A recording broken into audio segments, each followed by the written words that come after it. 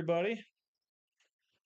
Thanks for joining us. This is the Rixican Show. I am Rick Beer, your host. And this week we've had several guests come in and join us, and we're going to discuss, I guess, what goes on in our Washington State community. Yes.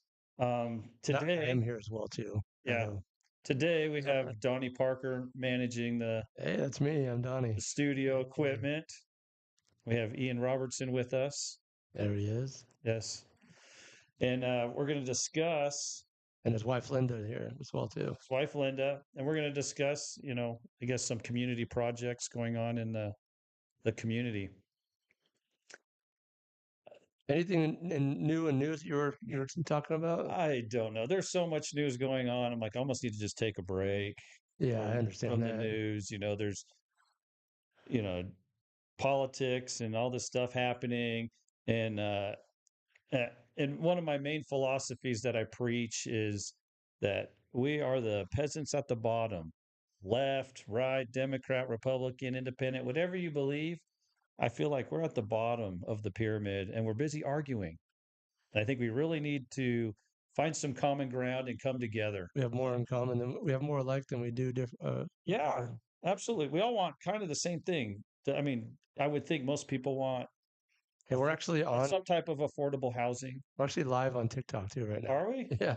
We got kicked off of TikTok yesterday, and it's not even like What's up, Matt? Welcome to the show. I thought TikTok wouldn't pull up today. Bobby, welcome. Germ Crab. Yeah. Hey, hi, Sean. But yeah, we're busy arguing, and I get you're allowed to have your opinion and see things your own way. But remember, we're at the bottom of part of this pyramid. Yeah. And we're busy fighting. But we want the same thing. We all want affordable housing. We all want quality food. We all want the same thing, time with our families. I was like, I don't think anyone argues that. If you do, then I guess we can disagree on that. But yeah, we have so much more in common.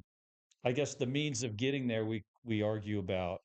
Yeah. But then sometimes the means of getting there, some of those things that split us, I think, are put in there to shake the jar. And then we start fighting amongst ourselves. And it's but there's a lot going on. Let a couple days and let things process. Don't get overloaded. It's really easy to get overloaded. I mean, it's so much going on. I mean, in the first month in office, so much has happened, and it's just and you're gonna see 100-year events happen this year. Yeah, yeah. So much is happening. Even with Trump and Zelensky, they're calling each other dictators, and then they're working on a deal that falls apart, and and I guess they're holding hands again. It's been on and on. And so to jump to any conclusion, you got to give it a couple days before you make a conclusion about something. I like what Dan Bongino says, the 3-day rule. Yeah, a 3-day rule. And sometimes we're doing stuff about 2 days, and I'm like, whoa, it's even changing faster than that. And so just take your time, breathe.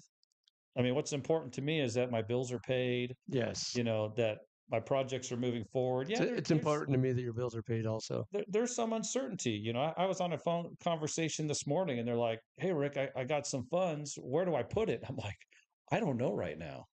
Just hold it. Like, I have no counsel for you at the moment. I don't even know where to put it, my extra $2. It's like, where do I invest this? Where do I do it? Just hold it. I just said, wait till Fort Knox. When they look at Fort Knox, if it's full of gold, yeah, you can invest this way. If it's empty, then we got another stumbling block to work with. But like until then, just relax. You just got to roll. You got to be fluid, be liquid, and roll with the punches because there's a lot coming. Which is why I've been scheduling guests in just to help break that up. Yeah, why I brought Ian and his wife in, because they work at the ground level in most of these crises that we see going on that we've been talking about a lot lately. And whatever your political belief is, be fluid, because the Trumpers are going to get knocked around too, and the other side, they're going to get knocked around too. Be fluid, be flexible. And don't hate. Yeah, your relationships with other people are more important than difference of opinion in some of your belief systems. Yeah. And we won't know the end result until the dust settles. Yeah. At least that's what I believe. Like until all this has gone through and years have passed, and we'll be like, oh, this is what the end result was. now do we like it or not like it, But anyway, that's my 2 cents, being as, neutral as I can, you know. But here we are. There's your news update. It's a roller coaster out there, folks. Take a breath, breathe, Look at you that. We know. got the 4x4 going now. Heck, everybody's in. Yeah. You guys are all live on the Rixigan show. Yeah. I gotta be careful what I say. I've been kicked off of TikTok so much. Your viewers are climbing right now. What's up, Barry Sterner? Yeah. Share the live, Barry. Yeah. Appreciate you. At some point, yeah, I'll say something. And I don't even think it's that inappropriate, but boy, they'll TikTok. You've had Barry on the show a couple times, right? Was it once or twice? So Right. You had Barry Sterner on once or twice? we had them on once. Once, yeah. Thank you, Barry, for your support. Yeah. For all your financial needs, Barry Sterner does finances. Yeah, he said just once. Just once. But you'll do more, right, Barry? Yeah. So he's out there listening in. So Ian Robertson, let's get back on topic for a minute, and then Donnie will jump in with an advertisement, and he'll do it at a Barry said he'll absolutely come on again the show. wild time. Thanks for inviting me over here, all the way from Spokane today. Yeah, but you're not originally from Spokane. No, I was actually born in Scotland and emigrated when I was 21. And I want you to know I'm here legally. So here we are. I came to America with $50 in my pocket. Arrived in Kansas City, going to a school there, and rented a room. It was $35 a month. I rented it for 2 weeks. Didn't want to spend all my $50, on a room. Yeah. In the morning, I arrived 8:30 at night. Got a bed, and in the morning I started down the street. And the first business I came to happened to be a grocery store, Milgram's Grocery in Kansas City, Missouri. Missouri. And I said I wanted to talk to the manager. I said, I hear this is the land of opportunities, and I'm just arrived from Europe and looking for a first job. And I used to work in a grocery store in Scotland, and he hired me part-time. And I thought, well, I better buy a little food, and I thought I'd treat myself, and I bought myself some ice cream. Big mistake, July, Kansas City. It was all melted before I was halfway home, there. And my first reaction, why would anybody want to live in Kansas City? But here I am. I've been on the West Coast, and God is doing some amazing things around here now. Kansas. I've lived in Kansas at Fort Riley. I was in the military. So if you know where Fort Riley is, I did a little bit of time in Kansas myself. Yeah, right outside there's wasn't my favorite little town called Manhattan. They call it the Little Apple. Yeah. No, I was not in the Air Force. I was in the Navy actually, but it was Royal Navy back in the old days. But I never got out of the North Sea. Didn't have any real action, but it was a great training opportunity we had in that time there. A great training. I was in the United States Navy myself, and Rick is former Army. Yeah. So thank you for your service. Thank you for your service. Basically, it means I outrank all of you at the moment. Well, it is your show. Yeah, it is my show. Yeah.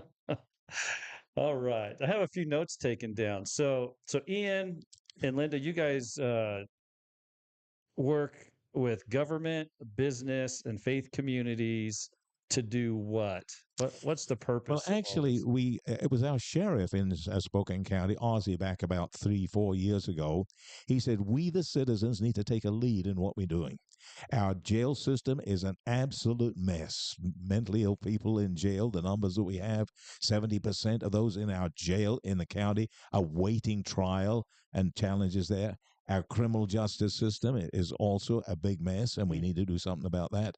And our homeless situation, we, the citizens, need to take the lead. And so I wasn't in on the beginning, but they invited me to be a part of it, and I came in. And a few months, about 2.5 years ago, someone said, what are the churches doing in order to the situation? And the sheriff said, hey, we got a great-grandfather here. He's been in the church for decades. Let him speak. And I just apologized first to that group of leaders. I said, we have just been fighting one another about silly doctrinal differences, and we need to do something completely different. So then they appointed me to make a start there. So the next month I came back and I said, I've talked to this pastor. I got this pastor excited. I got this pastor. And somebody said, this doesn't sound like a faith-based group. This sounds like a Christian group. To which I responded, well, I'm starting with my friends, but we will be reaching out. And 2 years last December, every month, we've had Protestants, Catholics, Seventh-day Adventists, Church of Jesus Christ of Latter-day Saints, Muslim, Sikh, Hindu, Buddhist, a Russian pastor, a Universalist, and the only one that didn't really come in was a Jewish rabbi. But she came in later. And I tell you, we did a tremendous first. What are we already doing for the community? Nobody has any idea what the faith community is already doing there. Secondly, what are the values that we all have in common? And we came up, a group of us, with about 162 values. But we boiled it down. We said, we're not going to talk about anything unless we're total agreement on this. And everybody's got to attend every meeting, have an alternate if you can attend. Linda, my wife, was my alternate, but she actually attended all the meetings with me there. So on that. And what do we value? We boiled it down to three things we all had in common: the value of life, number one; number two, the value of family; and number three, the value of community. And that's how we started on that. And then after a year, we made a report and we gave it to 51 or 41 actually elected officials and said, this is our recommendations. This is what we, not recommendations so much as this is what we're going to do in these areas. We're going to work together to build a cleaner, safer community for everyone in Spokane. So that's how we got going. That's pretty wild. Yeah. It's how hard has it been to cross the barriers between the different like churches? It seems like you're pretty friendly on it, so it'd be easier for you than others, but because they seem to work independently and they don't like to talk to each other, like you say, silly doctrinal issues. Right. And I tell you, in fact, Linda's the one, she can talk. She had a revelation from God, I think. She can talk about that. Was being saying denominationalism is dead. We were not, we've just been fighting one another on stupid things. And we are seeing right now a great moving together of two groups. Number one, evangelicals. Number two, Roman Catholics. And it's just amazing. Now, it's not going to stop there. We're talking about with other people there, but again, we'll start with that area, with the numbers that we have in that in Spokane County. But it's not that. We're looking at what God is doing in other places and other places in the inland Northwest. We just have. In fact, we've got a theme song. I won't sing it to you just now. There. Thank you so Oh, much. thank you. Yeah. Why did our Savior die on the cross, shedding his blood for all mankind? Is it not God's eternal love that moves his church, the lost, to find? Let us obey his last command to teach all nations of the earth that Jesus Christ alone has the power to give to all a second birth. Come join us, Lord, in unity. But against the homeless, sick, and poor, help us to meet their daily needs and show the way to heaven's door. Transform our lives to be like yours, knowing the Master's plan is best, till all shall hear real change is near throughout the great inland Northwest. So while we're starting in one county, we see God working throughout this entire area, throughout this entire country. And with what is happening nationally at this time, we're just tying in and saying, let's make it happen in our area, in the Northwest, where you and I just happen to live. Yeah. So it seems like, so you're bringing the religious community together, and like you say, Muslim, Christian, Jew, whatever. You're bringing them together on common ground. But I also see there's people that are pretty anti like religion in general. Is there any like people in the community they like to serve? How do you cross those barriers? Or you just will deal with that later? I know. I tell you, one of the ones is the what is the name of that club that we have? The Rotary Club. Mm-hmm. Absolutely the same goals. Yeah. The international president of Rotary. Now, he just happened to be a Scotsman. I have to bring that up there the last year. And but his brother died, mental illness, untreated. And so they're sitting on a lot of fund, and we've had their support. It's the values, the value of Yeah. life, the value of family, the value of the community. Don't argue against that. It's not come and join my church. Yeah. It's saying these things. Every life is important, including the unborn, including the mentally ill, including those poor folks that are locked and chained up in a jail in Spokane County. Okay. I mean, it is so sad when you see what's going on and say we can make a difference. This one, and all of that, and that's where I just say the stories that we can tell, the changes in lives and people. All right. So I see you networking, bringing community together, and then it'd be like, okay, how are you taking it from concept to actually hitting the ground and moving? And I have a little, you had like 4 footnotes in your resume here. Yeah. And it said number one was at risk youth. So how do you go out and serve at risk youth? Actually, we're working through the school districts there. And again, in the Central Valley School District mine, we have 535 homeless children in about 300 different families there. And that opportunity to work with the school district on that. School district actually discovered that they have some land that they could make available for homeless people that haven't been able to afford a home. And the interesting stories of how the land was available, where a school district says, we need to do something. Instead of leaving them, they need a good education. They need friendship. They need fellowship. They need friends. They need family and all of those things there. So again, the a new superintendent of schools came in and help me, Linda, on this one. I've forgotten when he started, when I first met him. He says, what this community needs is an emphasis on character development. I says, Ben, you're talking my language, character development. And so we started PACE, Partners Advancing Character Education, in the school districts. 4 school districts. It's expanded to more than 4 school districts now, but they give out PACE awards, people who have done something outstanding, not in academics, not in sports, as is always the case, but in helping other people there. And we do an annual banquet. And it's in one of the no, it's in one of the hotels, but the school districts are all represented. City people, county people are all represented there. And I open each one since 19, no, not 19, excuse me. 1800 and This was about 2007. A big time there. And I open up, talk about how we got started, and then lead in prayer.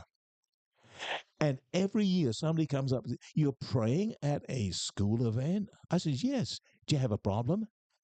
There's ways to work together without trying to proselytize, without trying to make everybody believe exactly what I've done, but to know that we are there for the good of the community. Yeah, what did I hear recently? Someone was describing, you know, uh, you get people that pray, and you have people that manifest. I'm like, and then science calls it quantum physics, but a lot of people have a form of expression, and it's okay to you know give someone space if they're praying, and if they do it a different way, give them space. But I, I'm still fascinated. If I could take you back a second to the school offering land, are they putting like a tent city there, or you know? We haven't done it yet. We have not done it. We've talked about it. Oh, so it's just a potential option to use Yes, that this land just came until the up. school builds a school on it. Well, Or One actually, thing too, how I met Ian years ago, he was involved in some tiny house manufacturing. oh yes, I was building them 8, 10 years ago. Actually, we built one of them in a prison there, and that's another Coyote whole Ridge, whole yeah. Wasn't it Coyote Ridge? Coyote Ridge. Yes. That's right. That was just fantastic. And I tell you, when I picked up the first one there, they were so proud. There was 2 inmates and 2 guards. They're just so proud of the work that they had done. And we had, now I'm onto this story now, the governor. He said the reentry program for inmates should start the day they enter prison, not 6 months before they have to leave. But I spoke with the counselors at the prison system at Coyote Ridge, and then he brought in a whole group of people who had just would be out in 6 months. And he said, if you want to get out of the prison system, listen to Ian. So I told him what we would do. I said, I'm looking for a group who will take this training and learn how to build tiny houses. And we worked with the community college of Walla Walla. Actually, they were the ones that did the training there. Getting tools into a prison is not the easiest job in the world, I but was we going to say, did it. Okay. And on that, and after I made my presentation to them, the governor says, if you're interested, come forward, pick up there. I thought I was making a gospel appeal in a church. They came forward. In fact, one guy came, he says, hello, Pastor. He'd known me from the streets of Spokane. I didn't know. And here he was in prison there. But I tell you, 15 people completed the course, inmates. 15 people were guaranteed a carpenters union job when they got out. We know how to do it if they want to. We will do our part, but they have to do their part. It's not a free ride. And you can't help somebody who won't help themselves. And you can't help somebody who thinks you're part of the problem. If they don't want anything to do, they'll walk away. It happened with Jesus when people they turned away, he just let them go. I can't help everybody, but if somebody really seriously wants to get out of the prison system, yes, we know how to do it, and we'll show them how to do their part. and that was with, I guess, construction trades, teaching them some basic skills, and then getting them. Yes, I did. Yeah, it's interesting. Now it's just getting everything lined up to take it to the next level. But Quick interruption. Do you own a business or accept credit cards? Most companies can take days or even more to get the funds directly to your bank account. Many of them charge extremely high rates and fees, especially with program cards and reward cards. Parallel economy gets you your money the next day. Censor resistant payment processing with no monthly surcharges. Plus, there's absolutely no contracts. 24/7 merchant support, and they will meet or beat your current rate. And they have rates as low as 1.49%. Switch to Parallel Economy today. Link in the description below. yeah. Anyway, I'll have to process this a little bit because I never considered the potential of school land waiting years and years until it becomes a school or whatever, because they buy real estate and they hold and do different things, and then using that land to be like, hey, we got students in the community or family with students in the community that have some I hate to use the word homeless, it's so easy to roll off the tongue, but are having difficulties. That could you provide a community for them, housing for them, a tent city for them, to help transition them in a safe place, so the school district can keep tabs on them rather than they fall off and Now, are lost in that way. Anyway, Rick, let me share how it's happening. I've not shared this with anybody, so you're fortunate to get this information from me. Okay? There, actually, the land that this new school was built on was an apple orchard, and they use arsenic on the apples there. And this area had to be sealed completely with concrete. We couldn't build on it because of the arsenic there. The ground was poisoned. But when it's sealed, we couldn't build a house, we couldn't build a school, we couldn't build anything to go into the ground. We couldn't plant trees whose roots would go down, all of that. But with the tiny houses, with the land sealed off, we could do the temporary tiny houses on that acreage there. And he showed us 5 acres right next to a brand new high school. Then they showed me 3 acres right next to a grade school. And then he told me about other acreages there. And wow, I said, there is a way.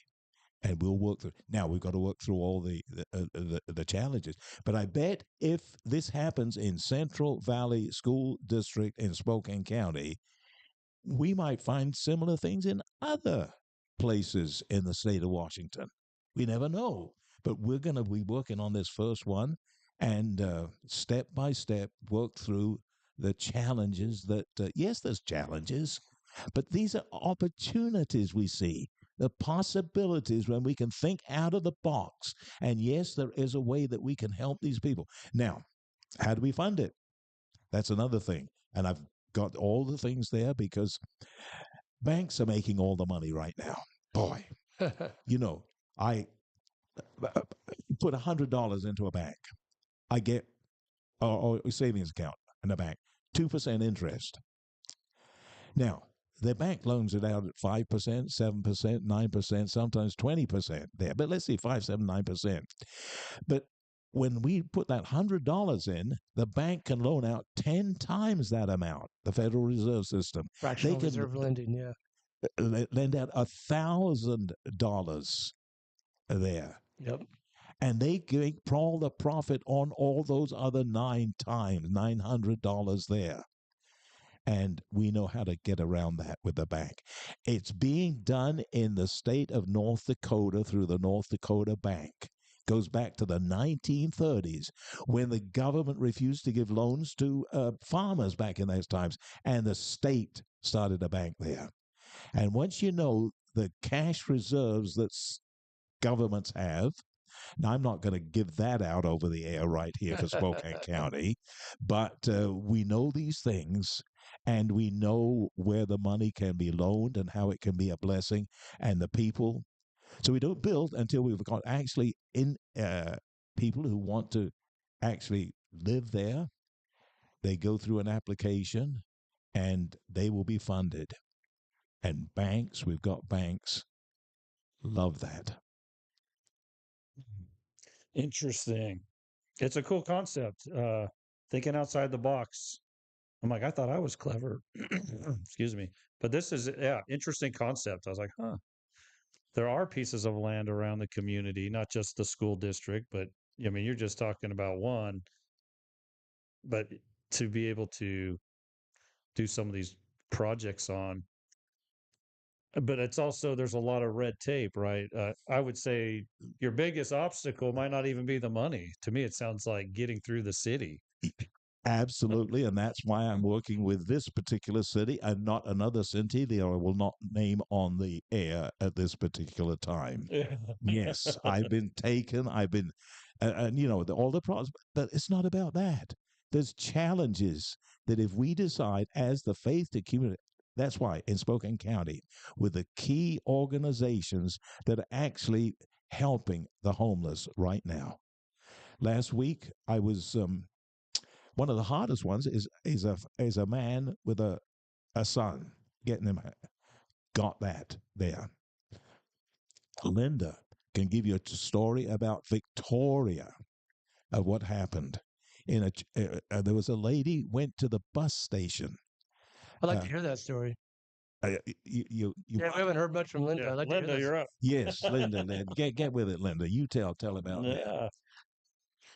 I met this beautiful, beautiful young woman, Victoria, 18 years old, and 3 lovely ladies who love the Lord and have I will say, passion in sharing Jesus. No strings attached, just sharing Jesus. And on Sunday morning, they went to the bus terminal in Spokane, and they walked through and they invited people, if they would like, to come with them to church. And so I think there were maybe 8 or so that ended up coming. But one of them was Victoria. She was at the bus terminal, um, and just basically on her own. Her parents, she's now 18, so her parents moved out of the area and she was there. And can you believe they actually left her at the bus station as they were going out of town? And that day, this lady shows up and said, "Would you like to come and have breakfast with us and go to church?" She came. Yeah. Take it away again, Linda. Thank you. So anyway, she came, and during the service or after the service, there was that of individuals being baptized. So she wanted to be baptized. Well, of course, this was her first time, and the pastor did not know her. And so he asked myself and another person just to sit and have a conversation and come to know a little bit more about her. And she loved the Lord, and she just really felt that this was her time. And so she did. She was baptized, and both Ian and some others, when they saw her come up out of the water, it was like seeing this beautiful. Well, she was already beautiful, but now this radiant young woman. So I just want to say that I think that we must be out in the community. We must be making contact with people.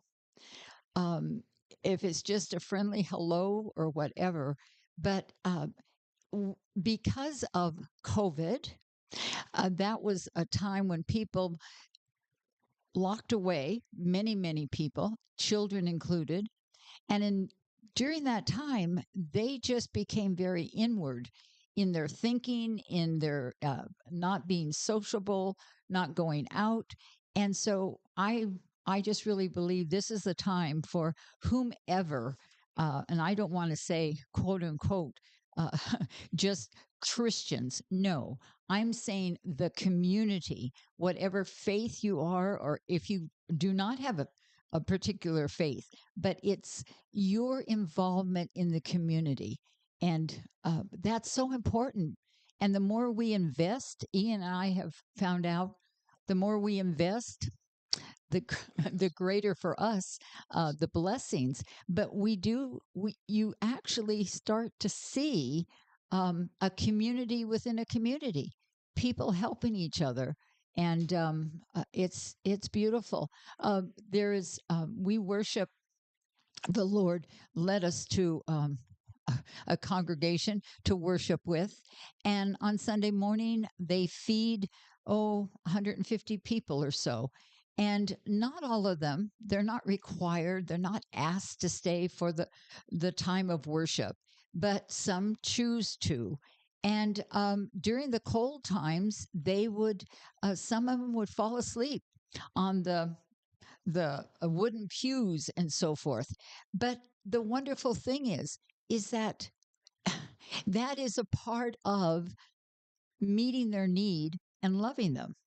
Because I'm also a believer, when you're asleep, the Lord talks to you. You're surrounded by his angels that he has sent to minister to you. But it's just, once again, I believe, have to come out of what we have gotten to call our comfort zone, and just love one another and be very respectful of the community in which we live. So God is good. Yeah, there was one uh, place where shelter. I won't mention the name of it, but we actually did a class there. Gave them, if you want to get a job and get work, and gave them a 90-minute class, told them what they need to do. 12 people signed up. 10 days, 2 hours each morning. 2 weeks. I said, my main thing is to see if you can show up on time 10 days in a row. Because if you can't do that, I can't get you a job. So There's a lot of truth to that. that's simple there. And we brought 3 people in. We're hiring. One was starting people off at $32 an hour. That was a bus company. There was another one starting people off at $22 an hour, no experience.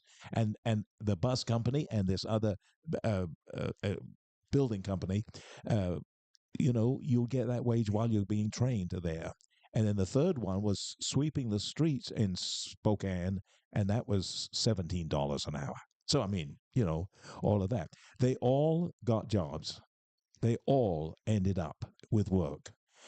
And Linda and I actually met with every one of them one on one. And they made a commitment of their life, not just, well, to Jesus, yes, to start a faith there, but a willingness. It's not just about you, it's about you helping somebody else. And that's the thing.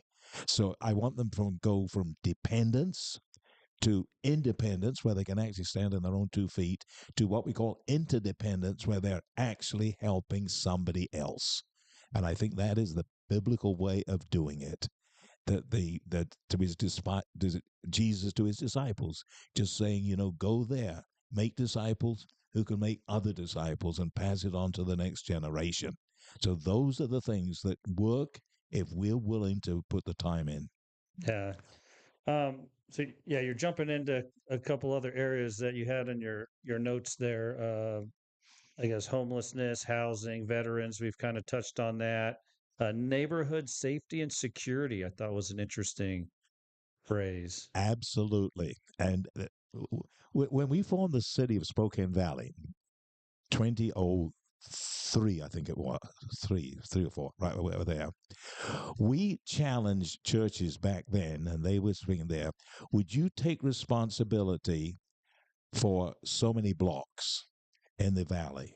City of Spokane Valley, Liberty Lake, Green Acres, and Otis Orchards there.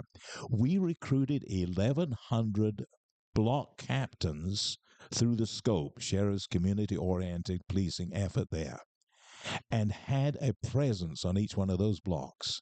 And the idea the police are the public, and the public are the police. We, the public, have to do a better job at policing our own family, our own neighbors, our own neighborhood, our own area there, and take that responsibility. So that is the same thing today that we will be doing again, renewing it and just saying, will you take maybe 10, 12 blocks around your church? You take responsibility. If you see things that are not the way they should be, you report it. Oh, by the way, we did this when we back in 20, whenever it was, with the churches about panhandling, and we had people watching. In fact, the mayor of Liberty Lake watched panhandlers drive down Sprague Avenue. 2 of them got out at University. 2 of them got out at Pines. 2 of them got out at Sullivan. And she says they were so well organized. But that was that. But I tell you, we had people reporting it. We didn't say anything to those people, but reported to the police, and we solved that problem in 3 weeks. We gave every homeless person a card. If you need help, here's the number to call. And it was our one place in the valley where they could get help immediately. And if you need a ride, here's the number to call. And it was my number. And the year and a half that I did that, nobody ever called that number. They knew where to get the house, where the help, and all of that kind of stuff. But we just put it on them to say, yes, you do your part, and we'll do our part. That's it. Okay. Interesting. At-risk youth, neighborhood safety, security, homelessness, housing, veterans. The other item on the list was emergency preparedness. That was, I think that was when, in regards to the food distribution. Oh, yes, the food thing. Um, um, we ended up, and I tell you, the ones that came to our rescue was the Church of Jesus Christ of Latter-day Saints. And I remember when they put in $1 million to help us in a crisis. This is going back 3 or 4 years now from today there. They came through. In fact, they invited me to Salt Lake City to see their food operation there and the farms that they have. They are doing a far better job than just about anybody else on that emergency preparation there. So, yes, sometimes we forget about all the things that had happened there, but that was a good one, and I give them the credit. They knew how to take care of the needs, and Yeah, and I was when I tell you I remember when the 18-wheeler arrived. This was at the Salvation Army, full of food, and I don't know the tonnage, but it was downloaded and it came free through those Christian folks that it the came from. LDS community has a great program of taking care of their own with food and supplies and helping them out through, um, I guess, in times of need. Yes. After a lot of the hurricanes and disasters, some of the first trucks into the communities are Will be them. LDS trucks. Um, One of the but biggest prayer meetings I attended in Spokane Valley was actually at an LDS church. And it was called at an evening when there was a 12-year-old member of their church about to lose his leg and facing there. And that night, and we knew about it because uh, they lived five houses, wasn't it, from where our daughter lives in Liberty Lake there. And there was over 200 people showed up at 8:30 at night there to pray, working together. And we've got some great examples. yeah, And we can don't talk to me about the wonderful things about your church and all the terrible things about everybody else, yeah. as so often happens. Let's look at the good each is doing, maybe different ways of getting to God. So what? I'm thrilled the opportunities that at our age that we have, and just that we can still be a blessing to others because America's been good to me. And I told you how I started and came here, and I've got to pass the blessing on to my kids, my grandkids, and our great grandkids. Now, all 10 of them, nine, whatever the number Right. is. And all of that to be able to say that, yes, we're working together to build a cleaner, safer community, not only for me and my family, but for the big family, but for everyone who wants to be a part of that. Now, I got to commend you. It's to cross to build bridges, networking. I mean, it's a gift to be able to network and be positive and get past all, like you say, the you call them silly doctrines or whatever. Get past that and say, hey, we have more in common That's right. than we are apart. You can do your specific worship, you know, when the time calls for it, but together as a community, I think it's a great place to bring people together to serve. Um, and we're powerful together, Yes. very powerful. I mean, you're like suddenly you have 1 million people, 1 million volunteers. If you play your cards right and bring people together, versus a church could have its community of a couple hundred or a congregation of a few hundred, but together it's very powerful. Um, there's power numbers, and then in the military, we have this concept where, um, and this gets into numbers. 80% are targets, right? You're in war. 80% are targets. Look at me, you see me. We're playing this tactical game. 10% shouldn't be there. 9% are actually good warriors, and then one guy will get you home. That's your Rambo. That's your, Yeah. these guys that they didn't know they thrived in the chaos, but in the community, it's very similar. You have all these people, moving parts, but it takes all these people to begin to determine, go, man, we got warriors right here. And then you find somebody that just has a particular talent that's like, wow, this guy can, you know, this guy will get us home. This guy will lead us to victory. Somehow they thrive in this chaos. You know, in the community, you may not need a person that needs, lead flying at them, but I think it's similar. You have people that are just kind of, you know, 10% shouldn't be there. You got people that, are probably have enough problems in their life. They have trouble contributing Yeah. at that moment in time. You have people that are in the Groundhog Day. I go to work. Those are your targets. Every day is the routine, and they're kind of stuck there. But um, anyway, the whole point is community, and that you've built bridges in places that aren't always easy to build. I guess they're there. The bridges are there, ready to be built. Yes. Now, the biggest one that Linda and I have invested in is we found in San Antonio, Texas, a restoration center there that was just doing amazing things. And we brought them here and we met with people of faith, police chief in the valley, the fire chief, fire commissioners, city council people, and the health department. And when they would take people instead of sending somebody who's drunk or on drugs or alcohol, they would either go to the emergency room or to the prison or to the jail down in San Antonio, Texas. But this program actually brought down the government costs over an 8-year period and saved $90 million of tax money with what they were doing. And absolutely tremendous there. And it's a model all across the country.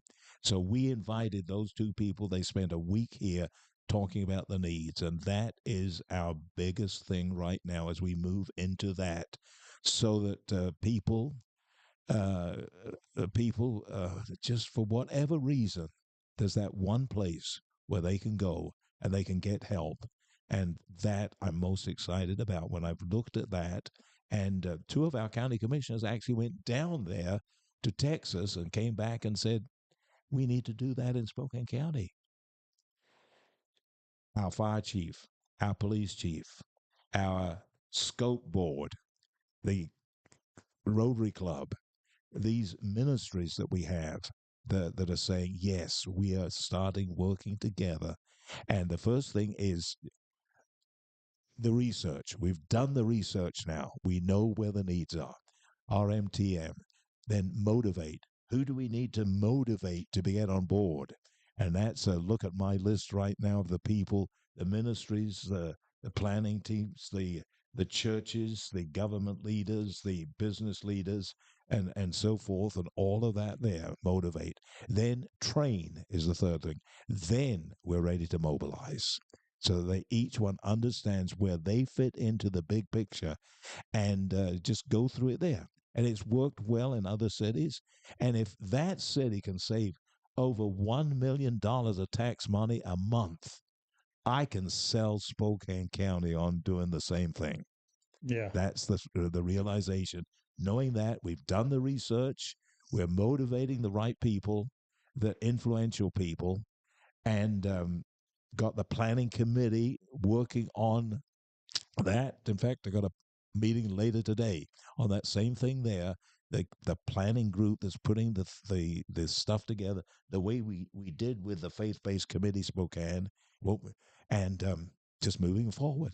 Say, yes, we're going to make a difference here, and it can be a model, as the San Antonio, Texas has been a model for others. We can be a model too, and that's why we're sharing with what the good Lord is doing and has called us to do, and let them do it the best way they know how.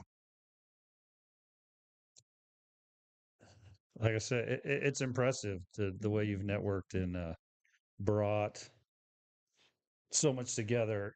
I'm impressed. A lot of things don't impress me, and I'm fairly neutral on religion. It's like, um, and but I believe in community.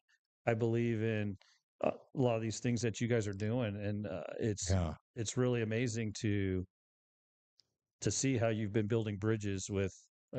I mean, just building bridges amongst different churches is impressive, and then now you got to build into the government and get their support. Um, you know, and I only do like a small thing here at Rick's. You know, on Thanksgiving, right? We feed um, anyone for any reason. And so last year we fed 450 people. Um, 150 of them are probably, would fit in the homeless sector, but there's seniors that are like, it's just me and my husband. I can't lift that big turkey anymore. Like, hey, thanks for coming in. One family, they just moved here. They're like, we moved here yesterday. We would cook it ourselves, but everything's in a truck, and so we're like, hey, great, thanks for coming. And we get about 100 volunteers. And it's interesting to me to see people that kind of don't want anything to do with religion. They're like, hey, some are religious that come volunteer, but a lot of the people that show up, they're like, hey, I don't want to, they have a bias, like they don't want to potentially be asked questions or feel like they have to commit to going to church or whatnot. And I get that, there's a community for everyone. Yeah. But it's neat to see the community come together. Now, Thanksgiving's an easy one because that is like a landmark holiday, but there's people out there hustling every week, putting these projects together, feeding people and doing all this stuff. And I'm like, well, I just pick, once a year to do it because, like, I don't know, I couldn't imagine doing it every weekend. I'd be running like crazy, you know, to offer those, services every week. But like people had different talents and networks and so forth. And so, um, Well, with actually with volunteers, a lot working in our place with universities, uh, Gonzaga Mhm. Law School Yeah. gave all the legal advice we've ever needed, and it's good training for people that need to get into that thing. Eastern Washington University, Washington State University, now the University of Washington is in our state, in our county, and also the Whitworth. Just the people where we've got lots of volunteers that are willing to do what needs to be done and keeping the cost down. So Yeah. I'm so thankful for that. And when I was had Shalom Ministries downtown Spokane a few years back, a guy came in and we were working with him, and he said to a lady there, "Would you make me a sign?" And she says, "Yes. What do you want it to say?" And he says, "Tomorrow is my birthday."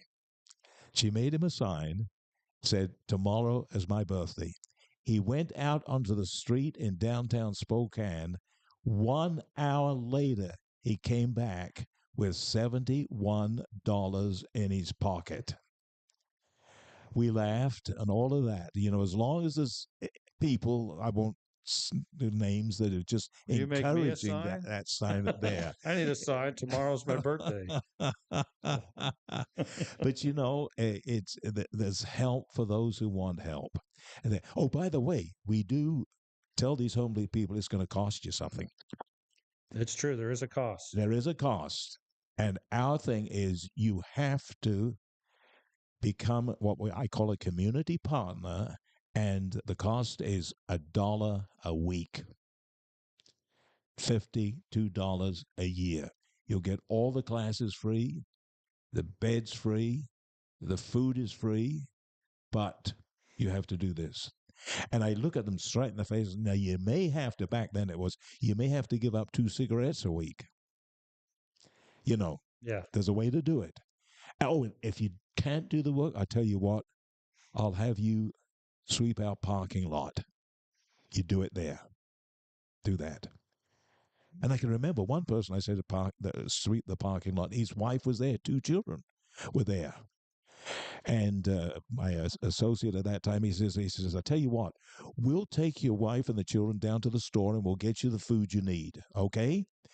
But we need our parking lot swept. So It'll probably take about a couple of hours. Okay, if you'll do that, we'll get the food for your children. You know, that family walked away. Yeah, he wasn't wanting to work. So I don't feel bad about that. You know, that's his choice. I'm not forcing anybody to take our help. People walked away from Jesus, you know, all of that. Let them walk away. But yes, everybody, volunteers too. $1 a week. And I learned that from another city, and I'll tell you, it was Winnipeg, Canada, where that's another story on itself. But the guy told me that. He says, "This is how we do. Everybody can do something." Yeah, it's psychological too. They're contributing, Right. and you know, anyway, in the military, when we had to sweep, sometimes we had to, sweep the rain. So I'm sure sweeping your parking lot would have been much nicer than sweeping the rain. Yes, that's anyway. So, I'll so take anyway, that. that's I'll our take that story. job. I'm a soldier in the army of my God. You Yeah. know, that's what I've got here. I'm not a baby. I don't need to be pampered, petted, primed up, pumped up, picked up, or pepped up. I'm a soldier serving my God. And they're just there. All right. No one has to call me, remind me, write me, visit me, entice me, or lure me. I can keep going on. You don't need any more of that. We're committed to making this county, starting here, a safer, cleaner community for everyone. I keep thinking, you're out in Spokane doing this, but just as you went to Texas to get ideas in other places, right now I'm like, what can I take from what you've shared that I could add to my community? We have different groups and things, and there, it takes somebody.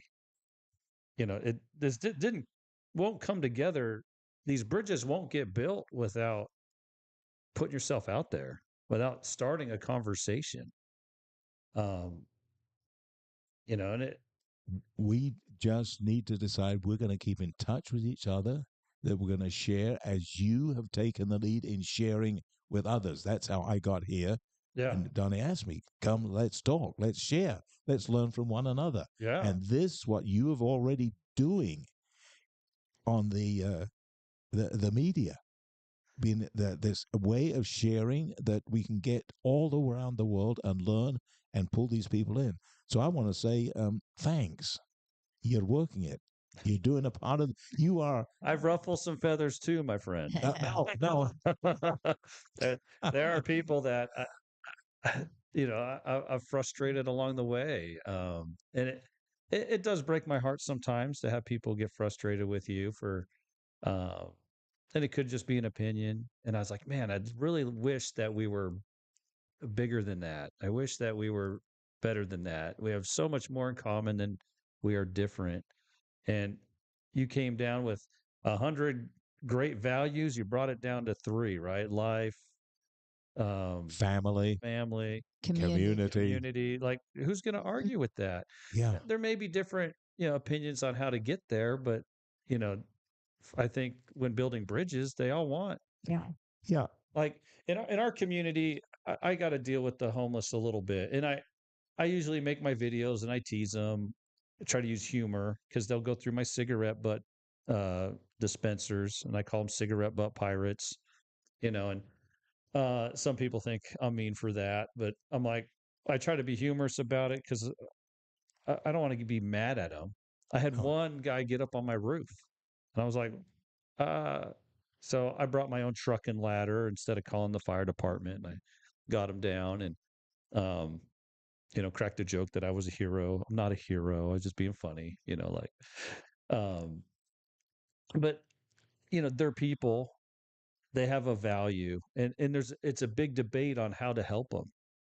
Because there's addictions and things, and people have a lot of opinions on that. I don't hate any of them.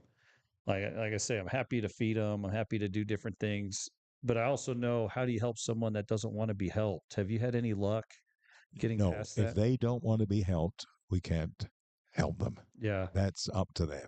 I've also, They've yeah, got to be willing to do their part. And I've made mistakes.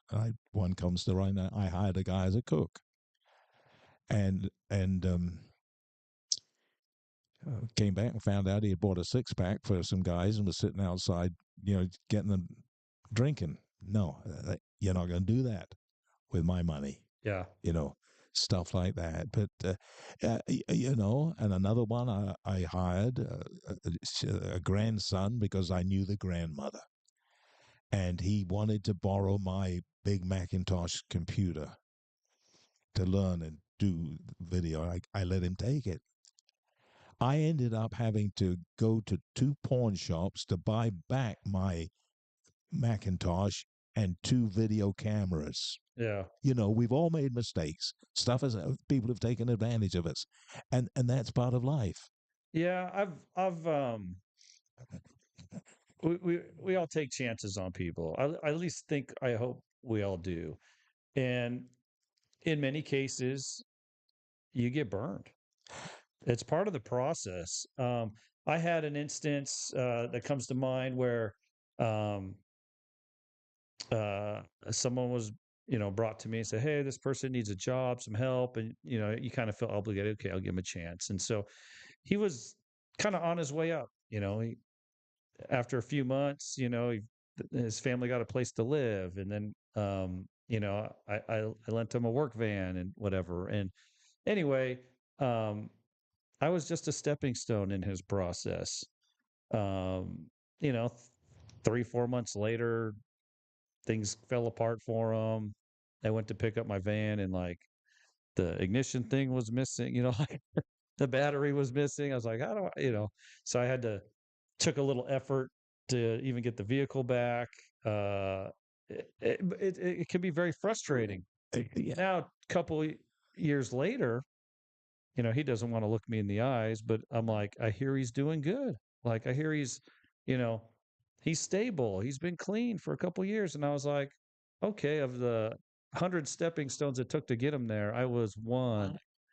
I was one. I wish he would have done it on my stepping stone, but you know, it seems like he figured it out. He's clean. He's stable. Um, I've had others that I don't know what happened to him. That one just happened to Yeah, be yeah. later on. I see the success. I go, I was a stepping stone, and yeah, it cost me some frustration and some money, but I was like, it's great to see that he's doing good things out there, and I just have to let go that I got burned. Just let it go.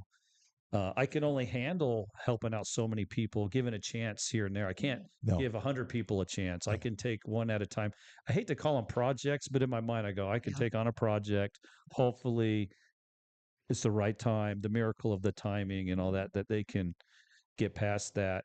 Um, but sometimes, it's just, I feel like most of the time I'm going to get burned. But I'm like, that's okay. I still want to provide that opportunity and they can make a choice, but they have to give something up too. They Yes. have to give up their friends. And I think uh, for those that seek religion, it provides a community that they can give up one community for another. You can't just tell people to stop sometimes. They, like growing up, there was a guy that worked with people in gangs and that, and people be like, you just got to stop, quit the gang, whatever. And he's like, you can't. You have to replace that activity with something else. It could Yeah, be animals, it yeah. could be whatever. You have to replace that activity. And that always stood out in my mind as, you know, you can't tell people to stop. And if they give up something, you have to be able to replace it with something else.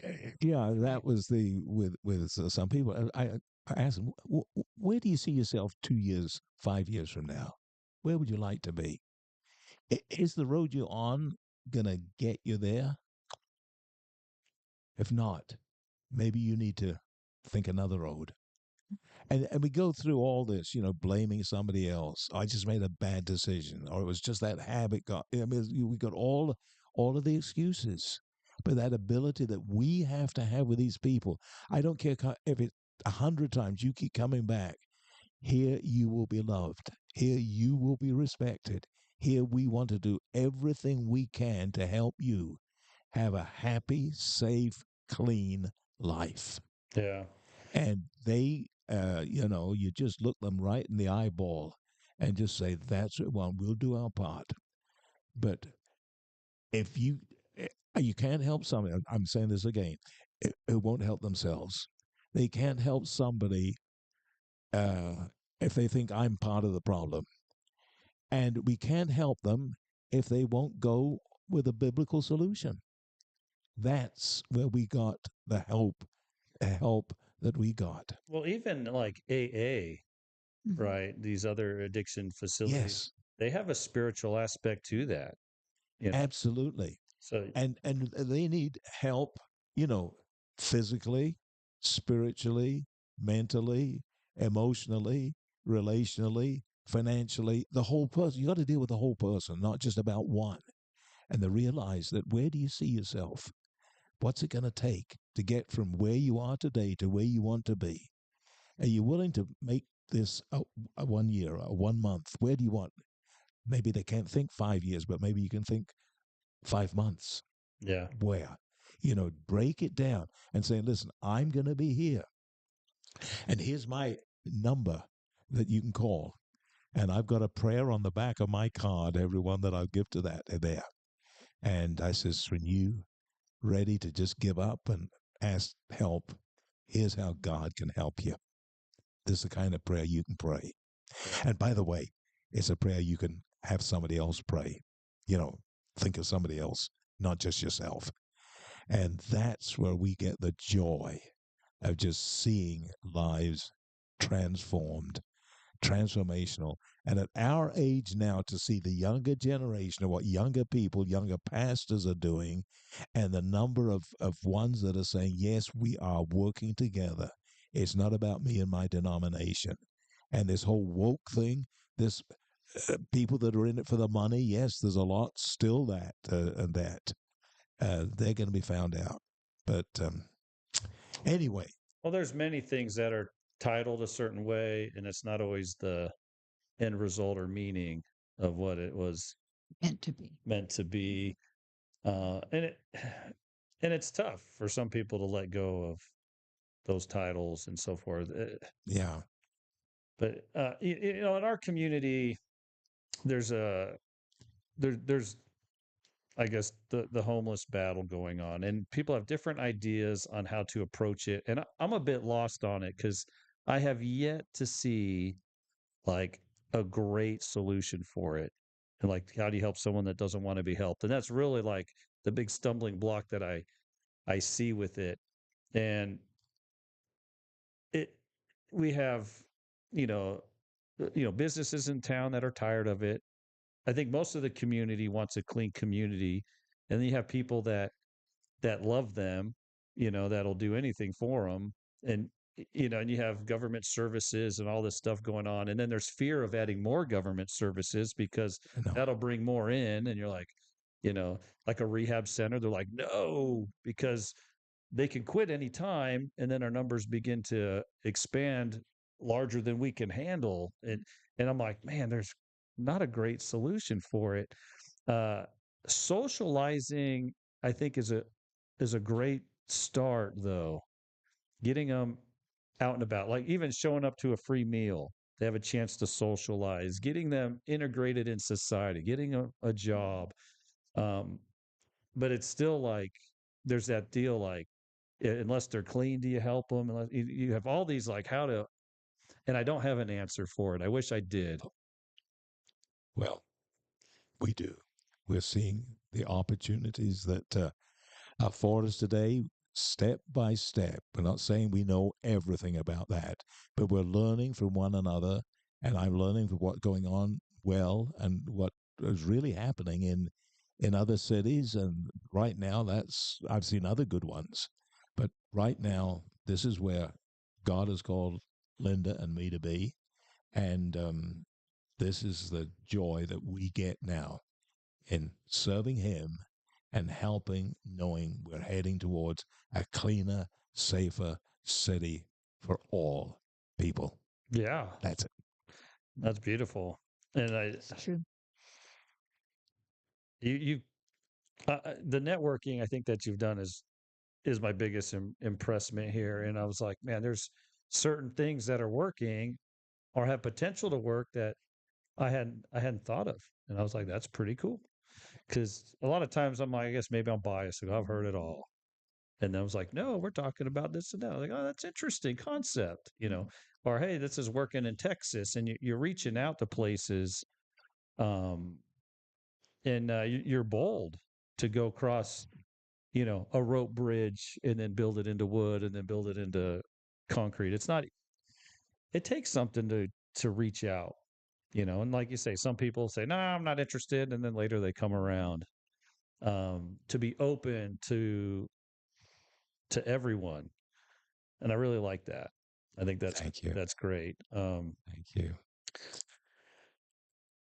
Good to be with us. Well, keep us in your prayers. We're going to go back for another meeting this afternoon in Spokane Valley, so we'll be on our way. But thanks for having us here today. Yeah, thanks for joining us, and I guess we'll see you the next time. You get a big breakthrough on that land deal. That fascinates me. That has like my most attention. I'm like, that is so cool. Yeah. If you can get a property from a school or whatever and get housing on it for, I mean, I don't know if they're, you know, kids in school that are homeless or whatever. I mean, I think there would be a lot of people interested in that because that gives them some security, gets them to school, get them in a little cute house. So they're not probably teased so much as being the homeless kid in the school. I mean, um, I see a lot of potential there, giving that kid an opportunity, or their family an opportunity, and so forth. And I could see there's some give and take there because what if the parents aren't Yeah. doing everything they should, but you got a kid that needs a safe place. Right for the children. Yeah, Yes. there's a lot of things there that I can't answer, but I'm like brainstorming and I'm like, wow, that is a concept that's pretty neat, um, and so forth. But if someone wanted to start, I guess, networking or reaching out to you, or um, I guess find ways to build bridges in the community, what would you recommend? Yeah. Just write to Pastor Ian at AOL.com. PASTORIAN at AOL.com. Just leave a question or whatever. We'll be happy to answer it Yeah, there without giving our official things. That's my personal one. And we'll just take it from there.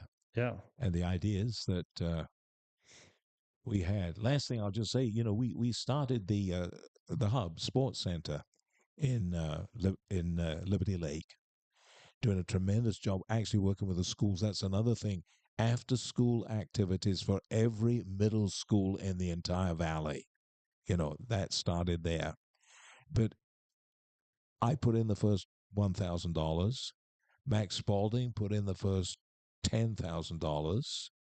The Williams put in the first $20,000. We put our own money into what we're doing. A couple of years ago, we got a gift for $3.1 million that allowed us to purchase 17 more acres to expand that kind of work there. But we're saying you've got to put your own self in it first. Don't expect somebody else. We do it with our energy, with our resources, whatever they have, and with it knowing that God has a way of multiplying what we offer to Him. And that's the joy when others come say, I want to join you. I want to be a part of that. I see these things happening. And that is another example of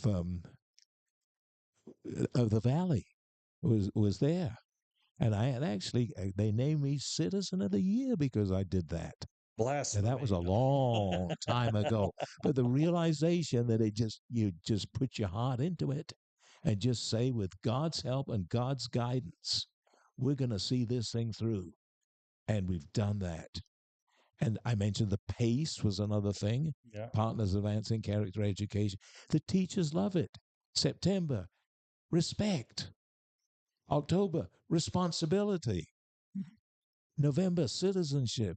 It's December caring, all the different ways of being able for the teachers. The teachers love it. I'm not talking about details or a religion or anything. It's just making this world a better place. Yeah. And those are values that we have and we respect, and most people respect. I hope it's most people. It's most people. I hope it is. I, Okay. I feel, I think most people are doing the best they can with what they got.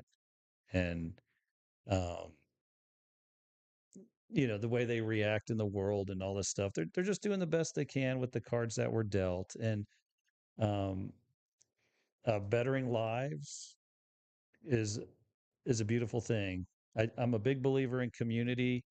Uh, I'm amazed because I've seen the religious side and how they volunteer and come together, and I've seen stuff outside of religion how they come together and volunteer. And I was like, wow, we really do have a great community, and a lot of people are willing to volunteer, and they're looking for volunteer things. I mean, even with my Thanksgiving thing, there are families that are like, it seems like it's harder for children to volunteer. Like back in our day, you could bake cookies. Today, they're like, oh, it has to be from an FDA facility and store bought. And, you know, uh, it seems like when I was a kid, we were painting houses, we were moving people, we were, every weekend, my dad had some project for us to do.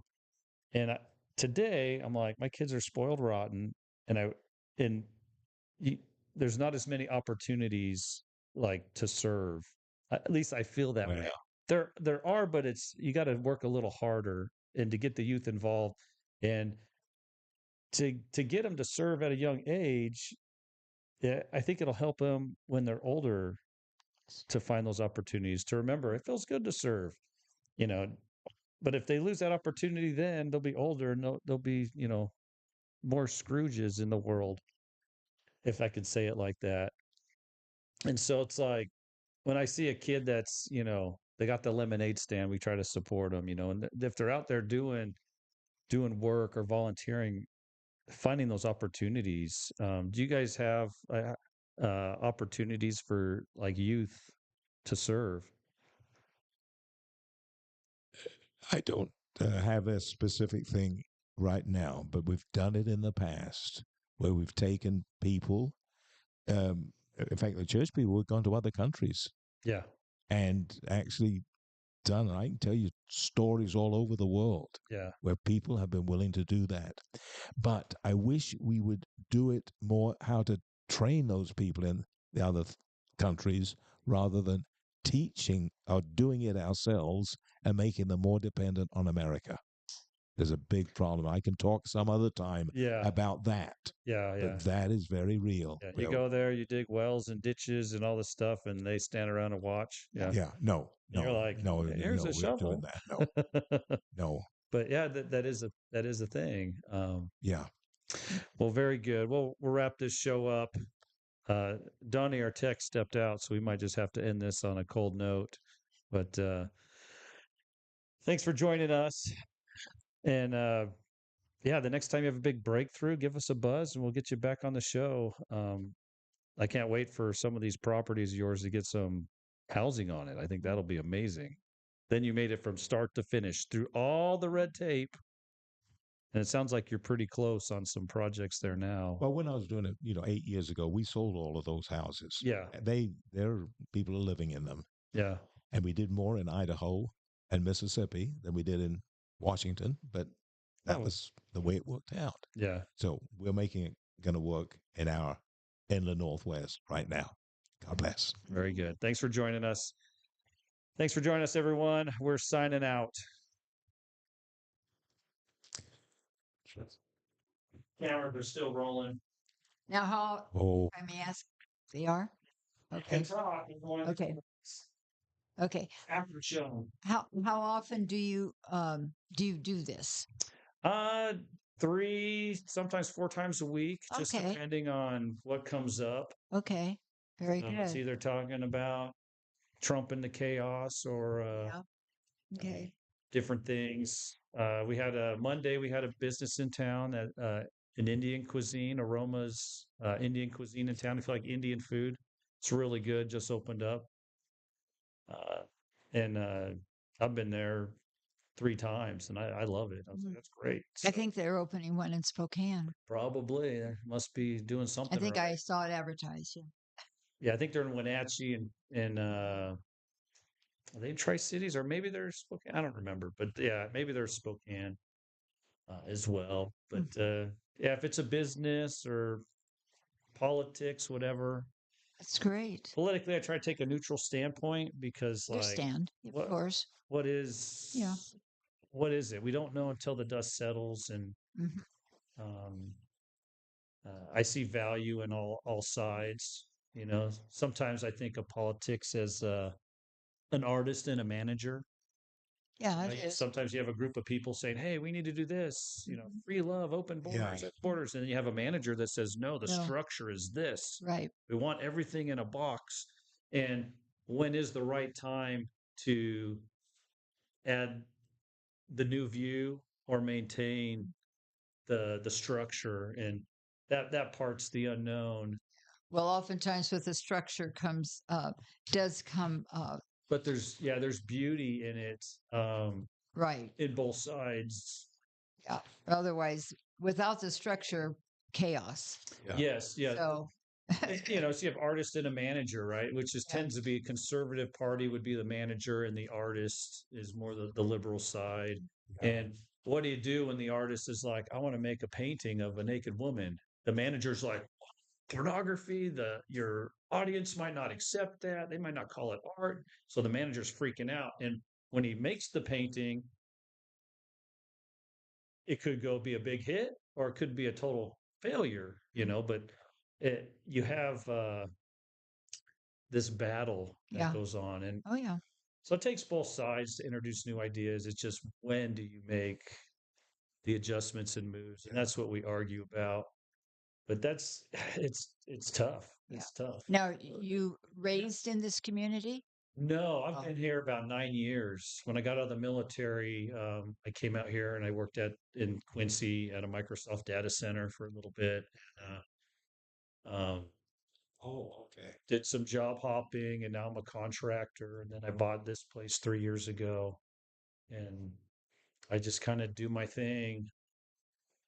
I think most people on the street, I'll question things, and it ruffles feathers. You know, they're like, okay. if I ask questions, and it's not necessarily I'm for or against it. You know, like uh, recently we had the school levy, and I'm like undecided on it. I was like, I don't know. It's like it costs more money, but the kids, you know, it's like it was kind of a weird thing, and there were some financial problems with how things were handled by previous people, and they've appeared to clean a lot of stuff up, and you're like, okay, you know, and bus routes aren't moving like they were, you know, a lot of problems and chaos, and you know, I was kind of undecided on it. I see the pros and cons of both sides, and I was like, okay, these are the pros and cons, and people get frustrated for me with it, but I was like, and then some people are like, hey, that's cool, it's interesting, you know, but Well, it's good. You're asking questions. yes, but You want you information. do ruffle feathers, you know. Well, but that's good. They you know, a Yeah. couple of years ago they started planning this hospital, and everybody was like, "Yay, vote yes, vote yes." And anyway, I'm a contractor, I build stuff, and I have family that builds hospitals, and I was like, "Huh, why did the price go up $130 million? Why is this? Why is that?" And so, you know, made a few phone calls, and I figured that out, and then I would kind of present stuff, and boy, people didn't like that. I was like, oh, they added a whole nother story to it. And then they went with the second most expensive design team in the country, $30 million design. You know, I was like, you know, rather than have a boring box, we went with some stuff that, you know, will look better. But I was like, that's where your money's Yeah. going. And if we can't afford it, maybe we should build an SUV, not a Lamborghini, was kind of my point. But, Yeah. you know, I don't hate the hospital or anything. I just was like, huh, Yeah. if you're going to use my tax dollars, like be frugal with my money, I think was my main Yeah. point. And then it won. I'm like, okay, it won. Yeah. It is what it is, you know. Well, We've got someone a new jail in Spokane Yeah, we County, got one being built here too. But yeah, maybe they could build and they want to. Oh, never mind. I'm not getting the details. you'll get in Just trouble. says But building a relationship with people, and actually the city came to me asking, do churches have grounds that they could make available for parking and stuff? And I said, no, I'm not going to get into that. But we do have some churches now that say, got some land. So we're just quietly working through that. But I used to be on the city planning commission, the city council, so I know all of those people. And the processes, it's uh yeah, every election, right? They come out, vote for me, and they have this big tomahawk they're swinging around, and then when they get elected, they're like, "Here's a broken pencil, now make the changes you want." It's and there's all these safeguards, things, and so yeah, it's not as easy as they thought it was when they were running. Uh, it, it's crazy, but yeah, but I've had a lot of I think I've had three, Christian interviews this week, and I'm kind of I'm as non-denominational as I can. So I grew up LDS, so I have Okay. the Mormon background I grew up with, but I had a near-death experience, and so that kind of shifted my whole way of viewing things, and um and it, and so it's like I'm not here to debate it with anybody, but I kind of learned that, you know, serving each other, all communities offer something of value. And so it's like, Yeah. and I normally don't share that with people, because like I don't want to get into some big debate about it. I understand. But it's like, but I'm like, hey, if you're bringing people together, building bridges and providing opportunities to serve on the other side, those were things that I was judged by. You have like a life review, and it wasn't what church I was going to. It wasn't any of that stuff. It was like you got to see all the good, bad, and ugly that you did and how that rippled through time and space. And so if I was mean to you and then you were mean to him, like I would get to be in your shoes for a moment and I get to feel it didn't matter who was right or wrong. It was how did I make you feel and why? And then how you reacted with that and throughout your process of life. And I was like, wow, you know. And so when I run into people, if I have to be mean to them, I don't intentionally want to be mean to them, but I was like, oh, I'm going to see this again. Yeah. I'm held to I don't know if it's really accountable, but you're held accountable for the interaction, even if it's a misunderstanding. It's just what is. And it's a beautiful thing. And it's kind of, you learn the meaning of life, I think, in that moment. But I was told I had to come back. And I was like, I didn't want to come back. Why would you leave something beautiful? Because this is a very dense, difficult place. I was told that you got to come back or you got to do it again. I was like, oh my gosh, well, I'm 20 some odd years into this. I might as well come back and finish the work and contracts or promises I made. And so I was like, I came back. And there's a lot I don't remember, which I think is important because like the things you wanted to learn, you can't have any hints on it. You have to come at it with fresh eyes and deal with those challenges. And so it's very uh yeah, you got to go into it blind because that was a lesson that you chose to do. Most of our hardest like difficulties in life are things we chose for, and it's anyway, but what happened to Donnie? He's on a phone call outside. You could crack the door and say, "Hey, turn it off. We're live still. And we're sharing deep secrets." Yeah. Well, I think for me, I think the thing is that it's a relationship Yeah, that you have with God Almighty. Appreciate you. yeah, However yeah, you want to say it. yeah.